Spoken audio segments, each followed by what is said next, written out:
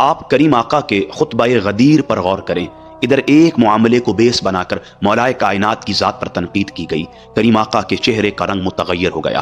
آپ منبر پر تشریف لائے اور خطبہ ارشاد فرمایا. نبی رحمت صحابہ سے گواہی لیتے ہوئے فرماتے ہیں هل تعلمون انی اولا بالمؤمنین من انفسهم هل تعرفون انی اولا بالمؤمنین من انفسهم هل تشهدون انی اولا بالمؤمنین من انفسهم. تمام صحابہ یک زبان ہو کر عرض کرتے ہیں قالوا بلا، حق ہے یا رسول اللہ صلی اللہ علیہ وسلم، آپ ہماری جانوں کے حاکم ہیں، مولا ہیں، سردار ہیں. بالمتصل کریم آقا صحابہ کی گواہی کے بعد مولائے کائنات کا ہاتھ پکڑ کر صحابہ سے فرماتے ہیں پھر سنو، من کنت مولا ہوں، میں جس کا مولا ہوں فعلی مولا ہوں، بس میرے بعد علی اس کا مولا ہے. اب کریم آقا خطبہ غدیر کے ذریعے علی المرتضیٰ کی ذات کو عین ایمان قرار دے رہے ہیں. اب قیامت تک کے لیے یہ اصول بن چکا ہے کہ کوئی بندہ حجر اسود کو بوسے دیتا رہے، مقام ابراہیم پر نمازیں پڑھتا رہے، بیت اللہ کا طواف کرتا رہے، زہد، تقوی، خشوع، خضوع، ورع، طہارت کے ساتھ رب ذوالجلال کے حضور ساری زندگی گزارتا رہے، لیکن اس کے دل میں اگر بغض علی ہے، عداوت علی ہے، نفرت علی ہے، شقاوت علی ہے، تو وہ مومن نہیں ہے، اور جو مومن نہیں ہے علی اس کا مولا نہیں ہے.